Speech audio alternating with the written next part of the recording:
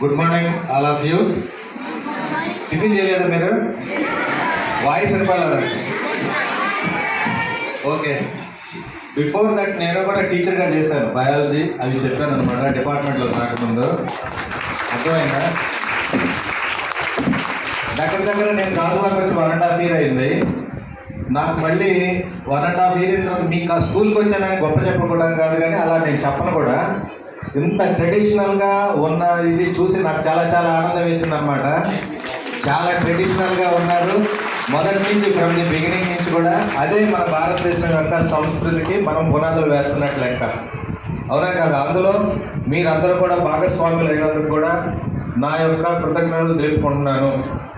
ముఖ్యంగా నేను పేరెంట్స్కి పిల్లలకి చెప్పను, ఎందుకంటే చిన్నపిల్లలు దేవుడితో సమానం. అబ్దుల్ కలాం గారు కూడా పిల్లల్ని ఎందుకు ఎక్కువ ఇష్టపడతారంటే వాళ్ళు ఒక మట్టి ముద్దతో సమానం. ఆ మట్టి ముద్దను మనం మట్టి ముద్దగా ఉంచాలన్నా, లేదన్నా ఒక మంచి ఆర్ట్, ఒక బొమ్మగా తయారు చేయాలన్నా కూడా పేరెంట్స్ పాత్ర అనేది టీచర్స్ కంటే కూడా పేరెంట్స్ పాత్ర అనేది చాలా ఉంటుంది. ముఖ్యంగా మీ పిల్లల్లో మీరు మీ ఇంటి పనుల్లో ఎంతమంది పార్టిసిపేట్ చేస్తారు? దయచేసి చేయొద్దండి. ఏ మదర్స్ కానీ ఫాదర్స్ కానీ హస్బెండ్లు కానీ దయచేసి మీ పిల్లల్ని, అర్థమైందా? ఎంతమంది నిజంగా ఎత్తండి? లేరు, వెరీ ఫ్యూ. గుర్తుపెట్టుకోండి, వాళ్ళకి చాలా గ్రేట్. ఎందుకంటే కష్టం అనేది పిల్లలకి అనేది తెలియాలి. ఏ చిన్న పనైనా కూడా ఇంట్లో ప్రతి చిన్న పని కూడా వాళ్ళతో మీరు వచ్చేసి పార్టిసిపేషన్ చేస్తే ఫస్ట్ మీకు అటాచ్మెంట్ పెరుగుతుంది. గుర్తుపెట్టుకోండి, అటాచ్మెంట్ అనేది పిల్లలకనే పెరిగిందంటే మూడో వ్యక్తి మీ మధ్యలో దూరడు. గుర్తుపెట్టుకోండి, ఇది ఫండమెంటల్గా నేను పోలీసింగ్లో గురించి చెప్తున్నాను. ఒకరోజు కానీ మీరు ఎవరన్నా కానీ అవకాశం ఇస్తా పోలీస్ స్టేషన్లో మార్నింగ్ నుంచి ఈవినింగ్ వరకు అబ్జర్వేషన్లో ఉంటే అసలు మనం ఎందుకు ఈ సొసైటీలో ఉన్నామా అనేసి ఒక రకమైన వైరాగ్యం వస్తుంది. అటువంటి కంప్లైంట్స్ నేను బహిర్గతంగా చెప్పలేనమాట. సో దాన్ని బట్టి మీరు వివేకంతో ఆలోచించి ఫస్ట్ మీ పిల్లలతో మ్యాక్సిమం టైం స్పెండ్ చేయడం నేర్చుకోండి. మామూలుగా వాళ్ళు మిగతాయి తర్వాత. Number 2, phones. ఇప్పుడు మన గవర్నమెంట్ కూడా 13 సంవత్సరాల్లో పిల్లలందరూ కూడా బ్యాన్ చేసింది ఫోన్స్. అర్థమైందా? Social media.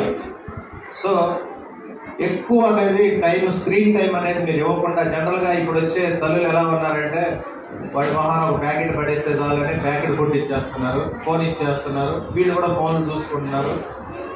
మేము మిగతా బందోబస్తుల్లో కూడా వెళ్ళినప్పుడు ఏమంటే తప్పిపోయిన పిల్లలు ఎక్కువ మంది కనిపిస్తున్నారు. మళ్ళీ మేము అనౌన్స్ చేసి అటువంటి పరిస్థితి ఉంది. క్రితం వచ్చేసి ఉమ్మడి కుటుంబాలు ఉండేవి. మామయ్య, అత్తయ్య, బాబాయి, పెదనాన్న, పెద్దమ్మ అందరూ ఉండేవాళ్ళు. సో ఇప్పుడు ఉమ్మడి కుటుంబాలు అనేవి దాదాపు అంతరించిపోయినాయి. శాటిలైట్ ఫ్యామిలీస్ వచ్చినాయి. ఎందుకు? ఎవరెవరు ఎక్కడికెక్కడికో వలసలు వెళ్ళిపోవడం, వైఫ్ అండ్ హస్బెండ్ వచ్చేసి పని చేయాల్సిన పని ఏర్పడటం. దానివల్ల ఏమవుతుందంటే పిల్లల్ని కంట్రోల్ చేసే వ్యవస్థ అనేది లేదనమాట. ఆ కంట్రోలింగ్ ఎలా ఉండాలంటే హార్ట్ఫుల్గా ఉండాలి. పిల్లలకి అనేది ఒక ప్రేమగా ఉండాలన్నమాట. ఆ ప్రేమ అనేది మీరు ఎప్పుడైతే పనిచేస్తారో ఆటోమేటిక్గా పిల్లవాడు చెప్పకపోయినా మీ కంట్రోల్కి వచ్చేస్తారు. ప్రతి వాళ్ళని కూడా మీతో బయటికి తిప్పండి. బయటికి తిప్పితే ఎలా ఉంటే ఎలా ఉంటారనేది నేర్పించండి. నిన్న మాస్టర్తో కూడా ఒకటి నా ఎక్స్పీరియన్స్ చేశాము. మరి యాక్చువల్ ప్రకాశం జిల్లా చీరాలన్నమాట. ఒక అమ్మాయి ఉండేది. ఆ అమ్మాయి వచ్చేసి డిఎస్పిఐఏ క్వాలిఫైడ్ అమ్మాయి అనమాట. పేరేం చెప్పను. గ్యారెంటీగా ఇది గ్రూప్ 1. నేను కూడా ఇప్పుడు కూడా నేను ఇవన్నీ కూడా చూస్తూ ఉంటాను. కెరియర్స్ అవన్నీ నా హాబీ. సో ఆ అమ్మాయి కొంచెం నేను గైడెన్స్ ఇచ్చిన తర్వాత చెప్పకుండా 1 fine day అమ్మాయి నోట్తో ఒక అబ్బాయితో వచ్చేసింది. రావటం వల్ల అమ్మాయి పరిస్థితి ఎలా తయారైపోయిందంటే విశాఖపట్నం వచ్చారు. మాకు దగ్గర నుంచి ఇక్కడికి ఎవరికి తెలియదు. హైదరాబాద్ మాకు యాక్సెస్ బాగా ఉంటుంది. ఇక్కడ ఒక సేల్స్ గర్ల్గా జాయిన్ అయింది. ఈ రోజు కూడా సేల్స్ గర్ల్గానే ఉంది. అటువంటి పరిస్థితి మా పిల్లలకి తీసుకెళ్ళి చూపించాను అనమాట. అర్థమైందా? పిల్లలకి మిమ్మల్ని పనుల్లో ఎందుకు పార్టిసిపేట్ చేయమంటున్నామంటే 14-15 సంవత్సరాలు వచ్చే ముందు ఈ యొక్క పరిస్థితుల వల్ల వాడు దారి తప్పుతున్నారు. అసలు సిలిండర్ కాస్ట్ ఎంత ఉంది, హౌస్ రెంట్ కాస్ట్ ఎంత ఉంది, కందిపప్పు కాస్ట్ ఎంత ఉంది, అవన్నీ మీరు నేర్పించాలి. ఇది ఎలా ఉండాలి. ఆడపిల్లలకి కాళ్ళ మీద నిలబడేంత వరకు కూడా వాళ్ళకి కాన్ఫిడెన్స్ ఇవ్వాలి. వాళ్ళ శాలరీస్ వాళ్ళు సంపాదించుకునేదాకా మనం కాన్ఫిడెన్స్ కానీ చిన్నప్పటి నుంచి కానీ ఇవ్వగలిగితే ఫస్ట్ అది ఇంపార్టెంట్. ఈ రోజులు మారిపోయినాయి. కొందరు పల్లెటూరులో ఏమంటారు, ఒక 20 years 21 years ఇస్తే మ్యారేజ్ చేసేస్తే అయిపోయింది అని చెప్పేసి. అది కరెక్ట్ కాదు. అది వాళ్ళకి ఒక మెచ్యూరిటీ లెవెల్స్ వచ్చిన తర్వాత మీరు చూస్తూనే ఉంటారు, మన పిల్లలు ఇప్పుడు ఇంత ఉంటారు, తర్వాత మనల్ని దాటిపోతారు. డేస్ అనేవి చాలా ఫాస్ట్గా అవుతూ ఉంటాయి. అర్థమైందా? కాబట్టి ముఖ్యంగా పేరెంట్స్ అనేది ఇవన్నీ వీటిల్లో మీకు సాధ్యమైనంత వరకు కూడా మీరు పాటించండి. తర్వాత హెల్త్ కాన్షియస్ అన్నిటికంటే చాలా ఇంపార్టెంట్. నాకు 53, అంటే నేను గొప్ప చెప్పుకోవడం కాదు, నాకు బీపీ కానీ షుగర్ కానీ ఈ రోజు కూడా ఏమీ లేదు. ఎందుకు? ఏది కూడా మైండ్లో పెట్టుకోము. అర్థమైందా? మైండ్లో అనేది ఆలోచించుకోము. మనము జంతు ధర్మాన్ని పాటించాలి, గుర్తుపెట్టుకోండి. జంతు ధర్మం అంటే ఏంటి? సృష్టిలో మనం కూడా జంతువులమే, సొసైటీలో లాకపోతే అదేం చేస్తుంది? తన యొక్క ఆహారము రక్షణ చూసుకుంటుంది. మనము మన నెక్స్ట్ జనరేషను, ఆ జనరేషన్ గురించి ఆలోచించుకొని ఇప్పుడున్న సుఖాన్ని కోల్పోతున్నామంటే గుర్తుపెట్టుకోండి. అది అనేది చేయకుండా పొద్దున్నే మీరు నిద్రలేచిన వెంటనే మీ పిల్లలకి వామ్ వాటర్ తాగించడం నేర్చుకోండి. అర్థమైందా? తర్వాత టెంపుల్కి అనేది ప్రతి ఒక్కళ్ళు కూడా మీ టెంపుల్స్కి కానీ, మసీదులకు కానీ, చర్చిలకు కానీ తీసుకెళ్ళి ఒక భక్తిభావం అనేది పెట్టించుకోండి. అప్పుడు ఏది మంచి ఏది చెడు అనేది తెలుస్తుంది.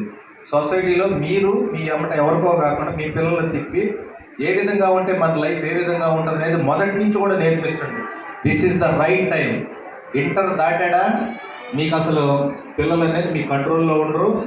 దాటిన తర్వాత కూడా మీరు ఈ విధంగా కానీ చేస్తే వాళ్ళు తప్పనిసరిగా మీ కంట్రోల్లో ఉంటారు.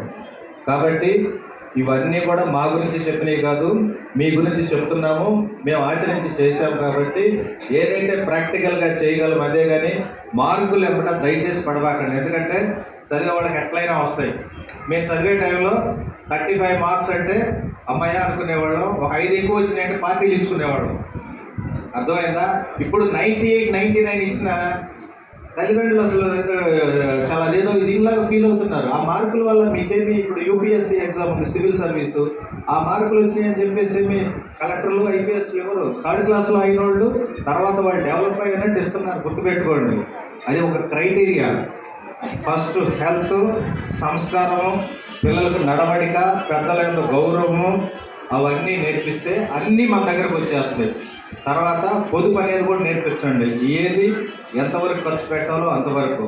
సో ఇదందరూ తెలిసిన వాళ్ళు ఉంటే పర్లేదు, తెలియని వాళ్ళు దయచేసి పాటించండి. ఈ అవకాశం ఇచ్చిన మేస్టర్ గారికి ధన్యవాదాలు తెలుపుకుంటూ సెలవు తీసుకుంటున్నాను. Thank you.